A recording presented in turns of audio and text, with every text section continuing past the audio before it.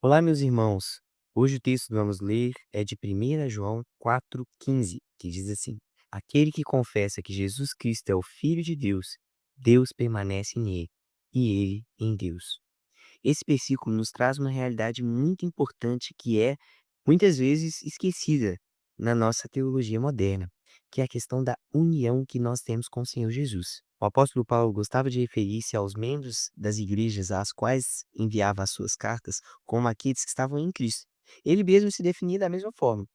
Aquele que crê em Jesus é aquele que está em Cristo.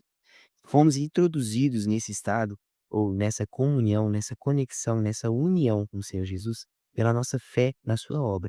É por isso que, de uma forma muito especial, nós recebemos da parte do próprio Senhor Jesus as condições, a capacidade, a força de fazermos aquilo que ele exige de nós. Nós somos, de fato, como o próprio apóstolo João narrou na parábola do Senhor Jesus sobre a videira verdadeira, nós somos galhos que, unidos ao Senhor Jesus, recebem dele a nutrição para poder gerar os frutos que se espera deles. Essa é uma realidade desafiadora, porque exige mudança na nossa vida diária.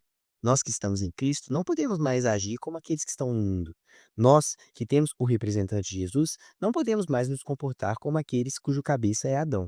A nossa velha natureza precisa ser lançada fora, porque recebemos uma nova natureza que está unida a Cristo. Realmente é um desafio muito grande demonstrar para o mundo a realidade da nossa união com o Salvador. Mas essa união não é somente um desafio, ela também é a força que nós temos para cumpri-lo. Nós não só representamos Jesus diante dos homens, mas recebemos da parte do próprio Senhor Jesus o Espírito Santo, Deus em nós, aquele que comunica, que traz a nós as verdades e a força de Deus para vivermos por modo digno do Evangelho dele. Portanto, esse versículo não só nos traz um chamado de fé, de crer no Senhor Jesus, não só nos traz o chamado de vida, de decisões de vida que honrem ao Senhor Jesus, como também nos traz a força que temos para viver esse chamado e para honrar essa fé que nós recebemos de Jesus.